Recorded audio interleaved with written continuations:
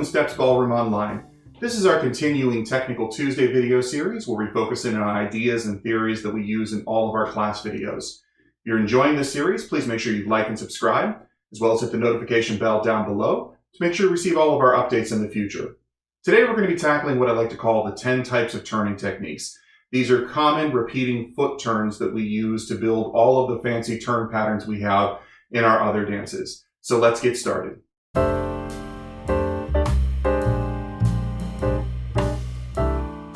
When it comes to naming our turn patterns in ballroom, usually we're referencing what's happening from the waist up. So for instance, when we have a lady's natural underarm turn or a lady's reverse underarm turn, we're describing the action that's happening here, that if the arm is up and the lady's doing a natural, she's turning towards it. If she's doing a reverse, she's turning away. The thing is that you can have a pattern like natural underarm turn in 3 different dances that have 3 different types of footwork. So very rarely does the name describe what's happening from the waist down.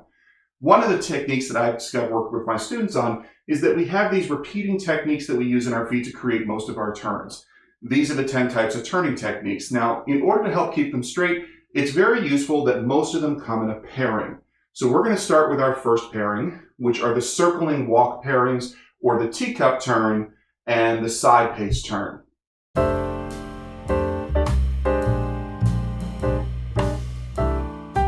So the first turn that we'll usually encounter when you're learning ballroom is going to be this circling walk or the teacup turn.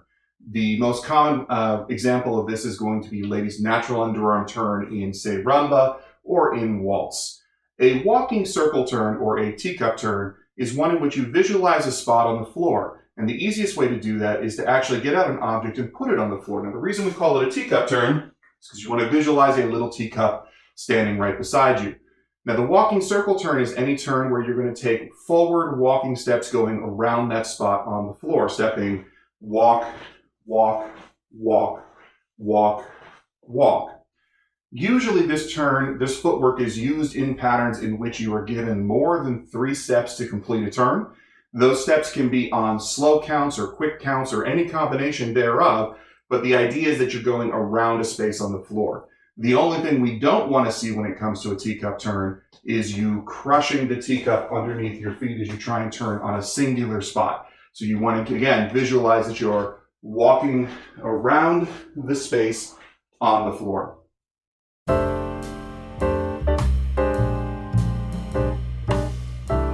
Now that we've established the walking circle turn, let's talk about its pairing pattern, which is that sidewards pacing circle. This is also going around a spot on the floor. So again, we're going to use that teacup visualization to help us process this. So a side pacing turn is similar to the walking pace turn, but instead of going forward, forward, forward, you're doing side together, moving around the space on the floor. So you put your visualization spot on the floor and move side together, side together, side together, side together, side together, moving around the circle on the floor. The earliest example that you'll run into one of these is usually in reverse turn in East Coast swing, although that actually is 2 different turns or curves to create the motion. So anytime you're progressing sideward around a curve, we're going to be utilizing this side pace turn. Now there is a unique example that comes up later in most of the dances called the back spot turn footwork for the man. Usually it's the man who'll be doing this motion where you'll step cross behind and step side. But even in this circumstance, you'll see me traveling around and the spot as we go through the motion. I'm not just pivoting through the spot, I'm going around.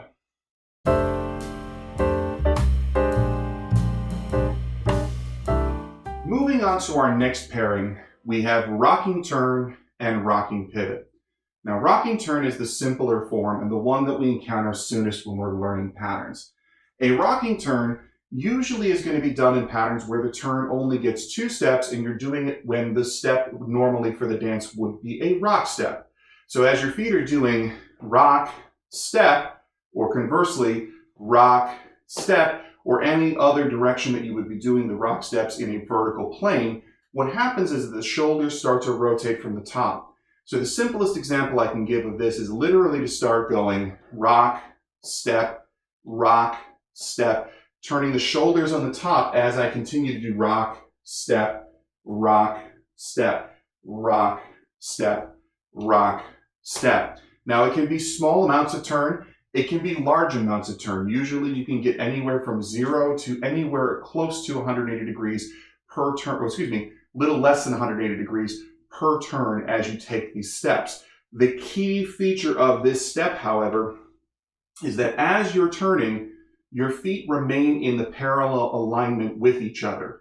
So as you step forward into the turn, the back foot tracks with the body no matter how much you turn, and then it just steps backwards into its next step. What does not happen is that as you step into the forward step, you don't let the leg start to reach out and seek its next spot before the body gets there. This is what we call the rule of the buck 25.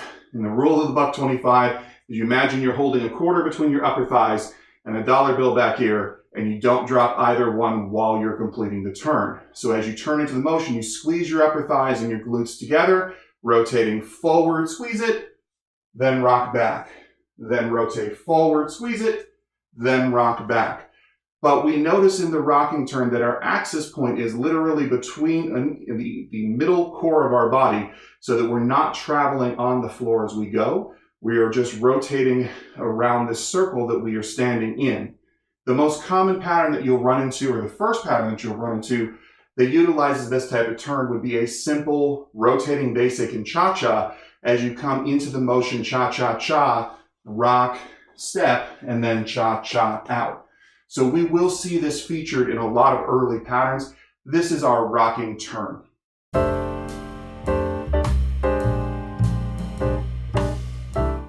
The second of our rocking pair is rocking pivot.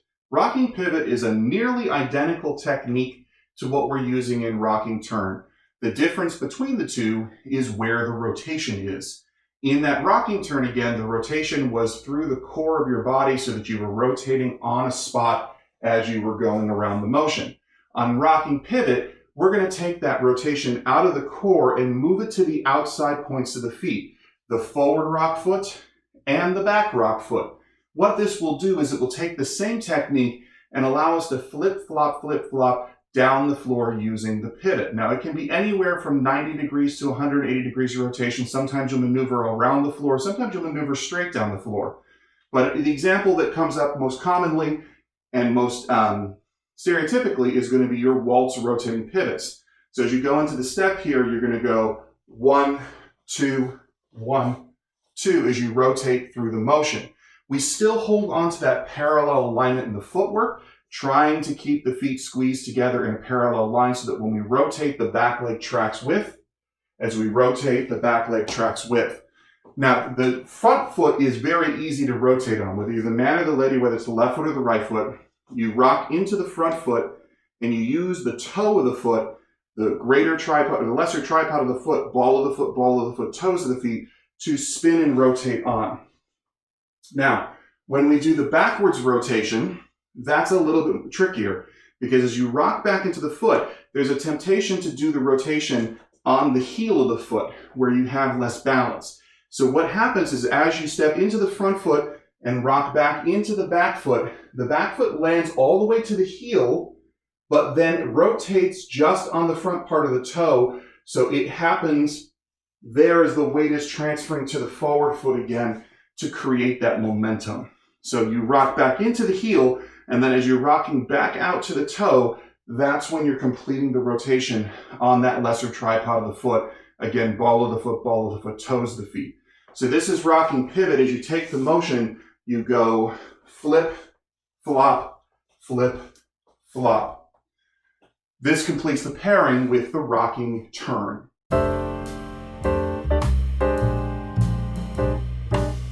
So our next pairing are those turns that take place on a singular point on the floor. The first of these turns is going to be our single point turn. We also call it our single point pirouette turn. This is sort of your classic stick on one point and rotate turn.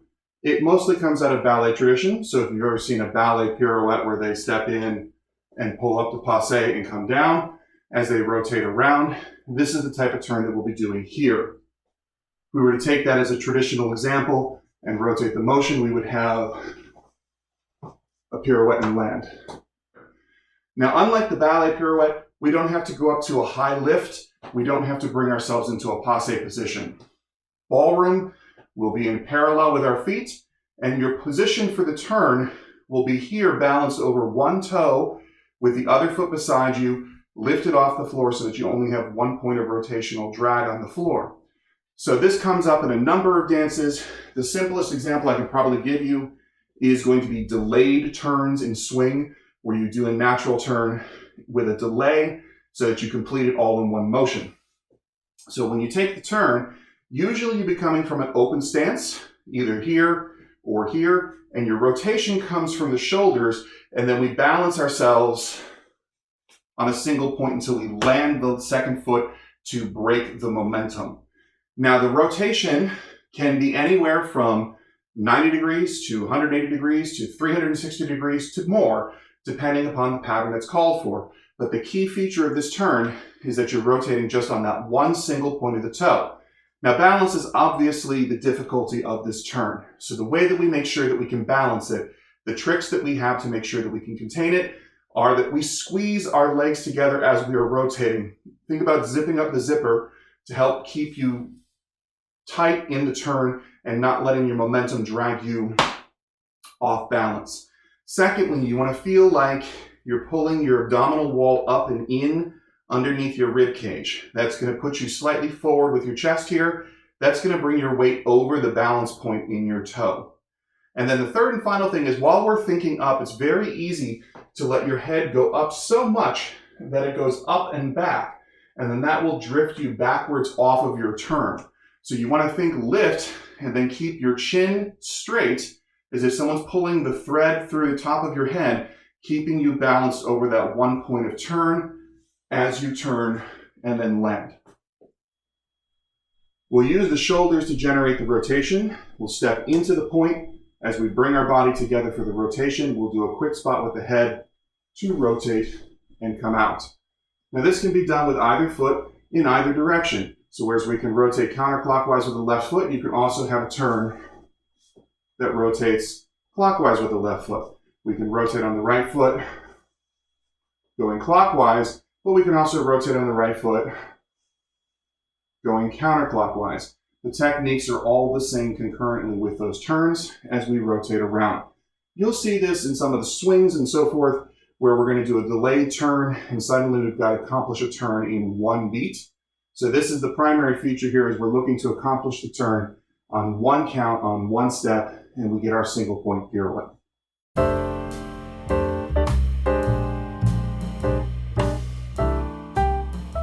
Again, this pairing of turns were those turns that took place on a single point of rotation. The second of these turns is the multi-point turn, also sometimes known as the multi-point pirouette. The primary difference between single point and multi-point is that as we are turning, we will actually change feet on that singular point. So if you start on your left foot, you'll usually do this on a syncopated beat, and you'll change anywhere between 2 to 3 times, stepping switch, switch, switch while you are still rotating. So if I step into the turn, as I'm rotating, I will go switch, switch, switch as I continue the rotation around. Usually you'll see these in dances with syncopated beats like swing and in cha-cha, which means usually we'll have a rotation that encompasses 3 steps. The primary step in cha-cha-cha or triple step, you'll go 1, 2, 3 while doing the rotation. The reason that we get the multi-point turn is usually because we're trying to achieve more than 180 or more than 360 degrees over the course of the turn, and it is easier to be able to switch feet through that motion, as well as allowing us to keep the syncopated steps in those dances. As we're coming into these turns, usually we'll be approaching them either with a sideward motion or a forward motion with our syncopated side steps. So you'll be rolling into the step. Once we're ready to initiate the turn, it's usually we're bringing our weight back to the original foot, moving into that foot to generate the rotation. So just like with the single point pirouette, when we bring our weight to our turn foot, you want to get your weight forward over the toe. You want to feel balanced over the front part of the foot, the ball toe of the foot. You want to bring yourself to a softer knee You want to bring your abdominal wall up and in, and then we want to prevent our head from going up and back. Again, visualize that string going through the top of the head. As we do the rotation, you'll rotate usually anywhere between 90 to 180 degrees on the first foot. And then as you get to that point where you're in the middle, you switch feet, continuing the rotation again, then switch feet, then continuing the rotation to our final point, where we'll usually fall out into another syncopated step to continue the dance. These are almost entirely momentum generated from the shoulders. So when we turn this, it's not that the feet are trying to reach or do anything for the turn. They're literally just going underneath your body, but we are generating the momentum and force from the shoulders so that the rotation continues as we do it.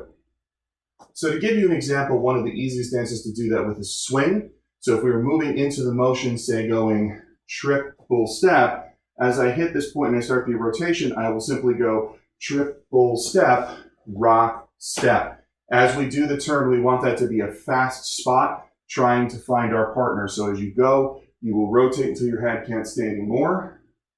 Then it will look, and then it will keep looking till we get to our final point. So if we're doing more than a 360-degree turn, the head will keep seeking the final point to rest. So again, our example moving into this, we have trip, full step, rock, step.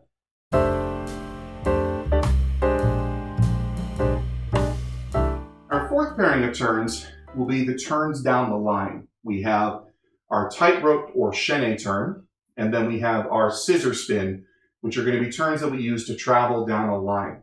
Now the tightrope turn is the descriptive name for this first one. You will recognize it as a ballet type of turn, again, as the chaîné turn, which are called chain turns because we loop them down the floor. The trick is that you imagine that you were standing on a tightrope, and then you step sideward facing out from the tightrope. But when you do, the weight lands all the way on that foot.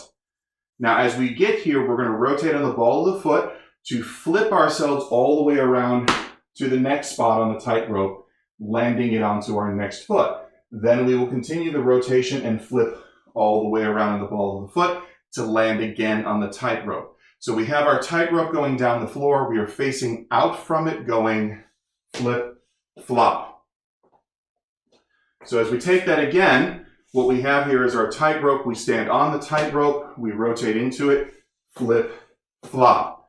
Now, tightrope turns can actually rotate both directions and both rotational directions. So we can take it down to the left like that, but we can also take it down to the right, going the other way. And then sometimes you'll have the outside rotations going that direction or this direction. Now these can chain multiple steps going down the floor, chain, chain, chain, or they can just be one singular turn. It depends upon the pattern that you'll see them in. The most common pattern that will come up initially teaching you this will be things like grapevine in rumba, where you're going to come down to your hand sway and then roll it down the floor as a tightrope spin, taking the motion. So this is something in those intermediate patterns that you'll approach with a lot of different dances.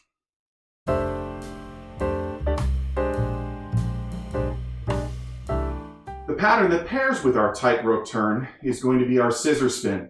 Scissor spin will feature in intermediate and advanced turns going down the floor. We want to use scissor spin in the places where instead of tightrope where we look out, we actually want to look into the direction that we're traveling. So a scissor spin is usually going to come as you're traveling forward with a step. You plant the foot and then you leave the back foot glued to the floor. The weight's on the front foot, but my toes still down. I start my rotation and I keep rotating until the leg crosses and I can't leave it behind any longer. At which point, the twist and momentum that I generated slingshots that step forward to my next step. Then this repeats. You step into the next step, scissor, and then step forward into the next step down the floor. So this is the repeating sequence. As we take it, it steps into the motion going scissor, step, scissor, step. You'll notice that my spot stays forward down my tightrope line as I go through the motion. You will be able to take this with both legs. Just like when being left-handed and right-handed, you'll be stronger at one of these turns than you are with the other. So I went with my right leg the last time. This time I'll go with my left leg and step scissor, spin, scissor, spin.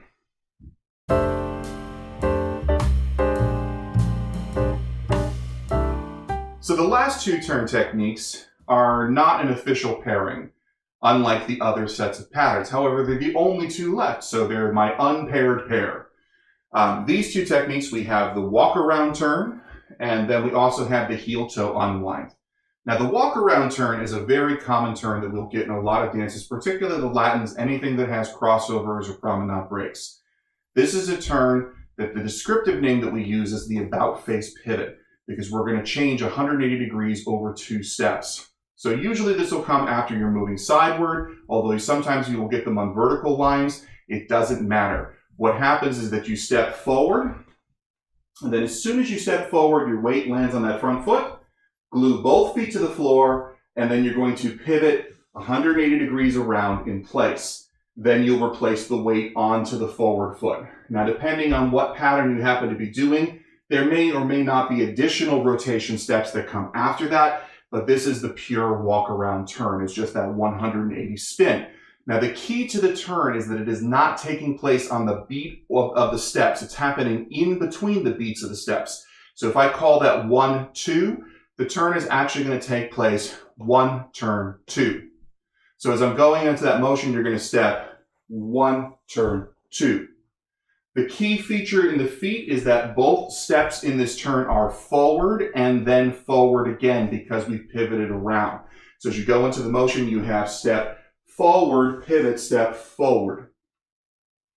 This is where we accomplish the walk around turn. Again, you will see this in crossovers and promenade breaks in most of the Latin dances. You'll also see it in progressive motions when we're doing half turns and full turn chases. This is a very common footwork. It is more predominantly used by the lady, but both partners will use it on occasion.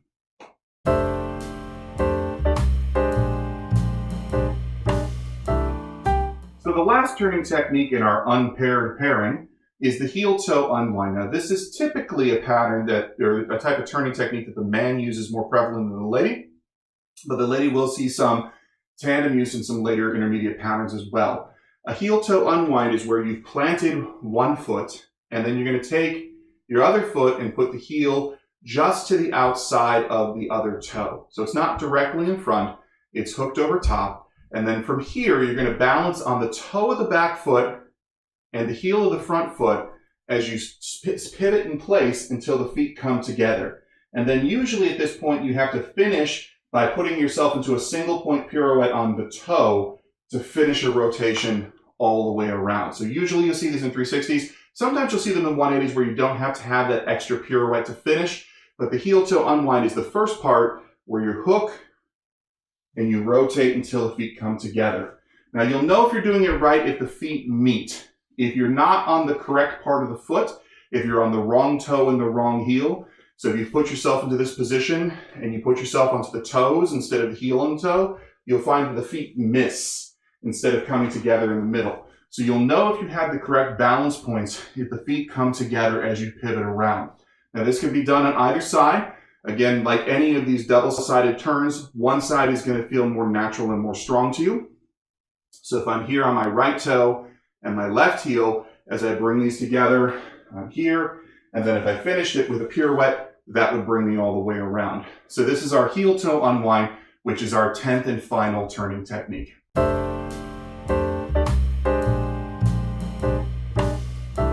So let's recap what we've covered with this today. We have 10 different types of common footwork that repeat in our turn patterns in all of our dances.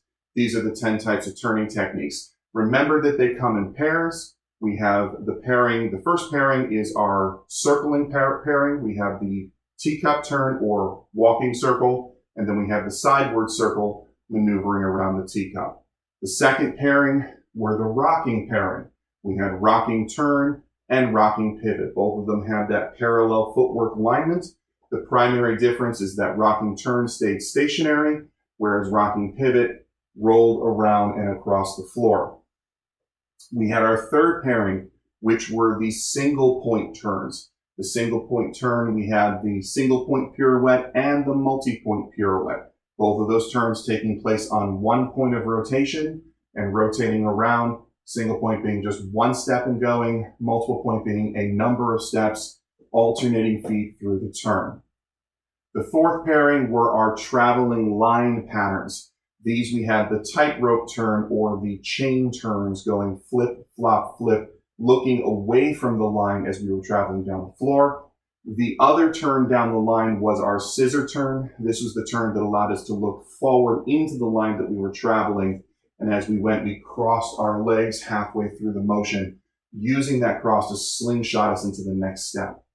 The final pairing of our 10 is the unpaired pair, and that is our walk around turn, which is that about face pivot we use to come back to our location that we started in. And then our final one was the heel toe unwind, which was that stationary pattern that we use to rotate on a single spot without having to move our feet. So these are the types of turning techniques that we use with our feet to create the turns that we do in other dances. So again, you will see patterns where I call a natural underarm turn, and I tell you, you have a teacup turn going around the motion. But you'll also see parts where I tell you, you have a natural underarm turn, and you have the walk around turn to complete it. So the footwork and the name of the pattern does not necessarily 100% jive together, but these will be repeating techniques that you'll see referenced in our class videos as we go through the motion. Keep practicing on these. If you've liked this video, again, make sure you hit all the buttons down below. Contact us via our email or social media if you'd like to be involved in part of our live stream classes. Otherwise, keep practicing, and I'll see you in our next lesson.